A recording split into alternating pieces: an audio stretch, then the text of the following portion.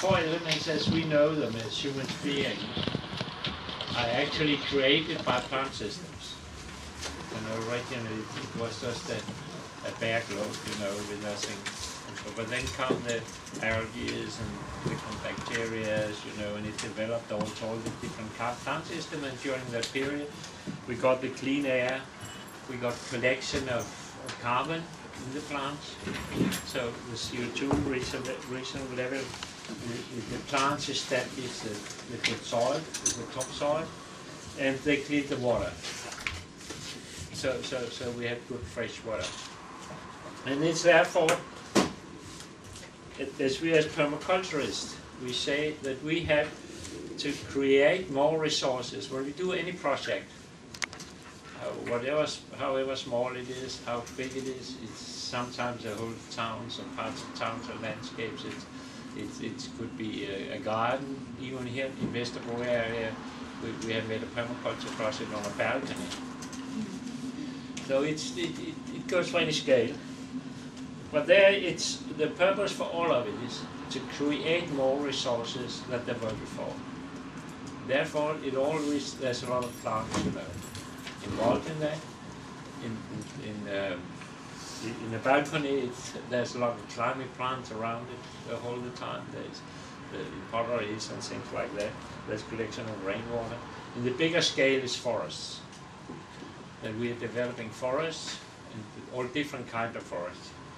You know, there's 1,000 kinds of forests. The forest is not just a collection of trees, it's a whole biological system. And therefore when we have to do that, we, as the organizers, the fifth element, we are the definitive organizers. We humans are the definitive organizers, at least up to now, of what's going on. We may got it rated now, because the measure system got too worn out. But then, when we're organizing these four elements, we have to organize them in a way that they work best for plants.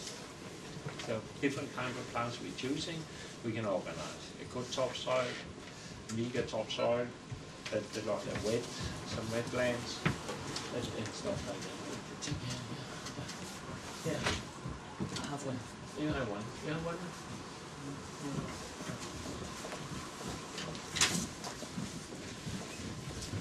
And that's what permaculture is about. And we have projects that started up in Australia, forests, and actually on the edge of the deserts in bushlands in the 70s, some back into the 60s, where tried to regenerate it, tried to regenerating these natural resources. And he worked up and he spread through the 80s, it spread around the whole globe. The founder of it was Ben Mollison, was the initiator. He got the alternative Nobel Prize in '81 in Sweden. You know, they have a real Nobel Prize and then they have an alternative one. And he got the alternative one. And at that time it started spreading really for good and spread. So, I mean, in virtually in any country there are permaculture groups or permaculture organizations, and you can find them if you look for them. And they're doing projects. The characteristics with permaculture is a very practical discipline. We don't do much talking, we do a lot of digging, we do a lot of planting, and therefore there are organized people who work with permaculture don't like to spend their time on organizing or do administration. They like to do the projects they're doing. And therefore it's not a very strong organization, but it's a huge network. In this network, we already we have international permaculture conferences and convergences.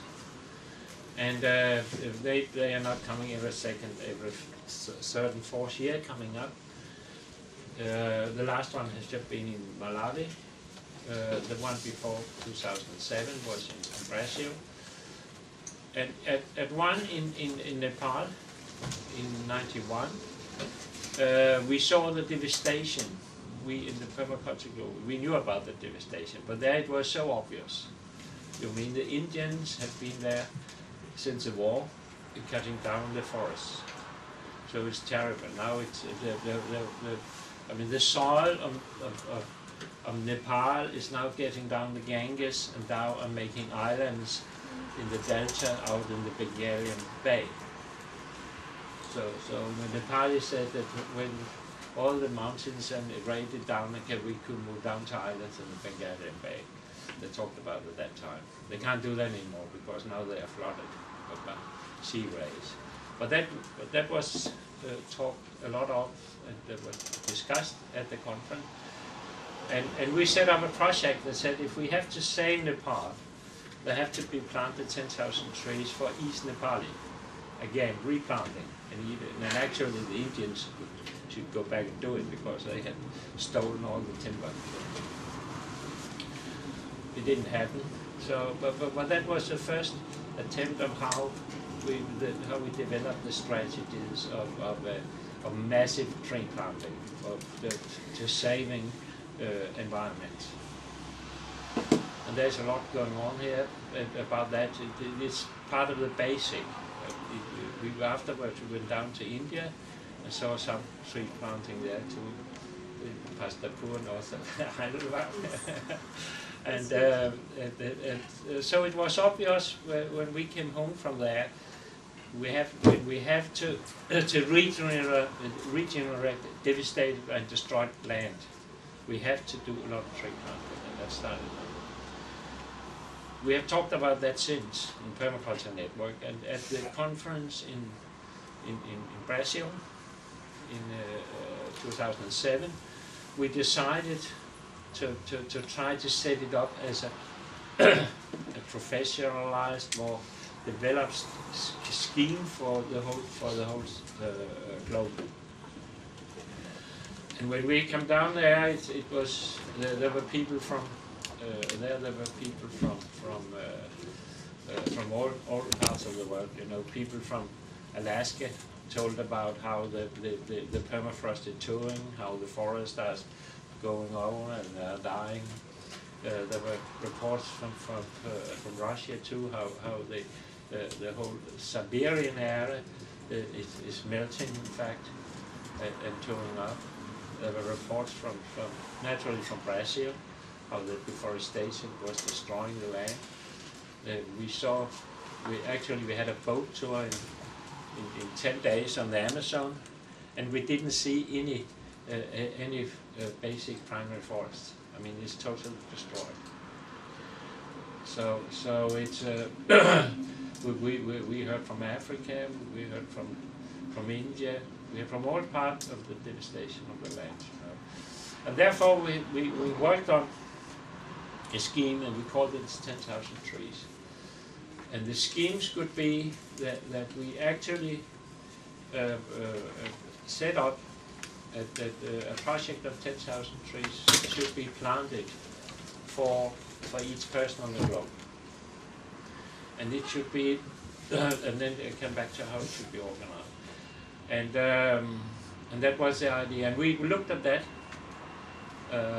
I started up with a group here in Denmark who developed it, and we sent out papers, you know, around to people from different kind of the world, you know, to comment on it. And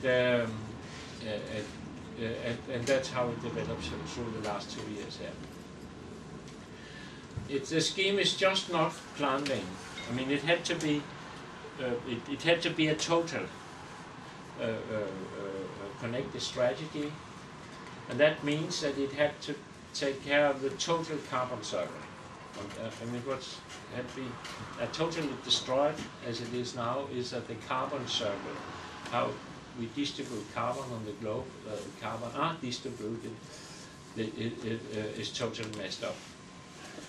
And that means that the result is naturally that the carbon is not extracted from the atmosphere anymore. And that's where we get this greenhouse effect, because we get too much carbon.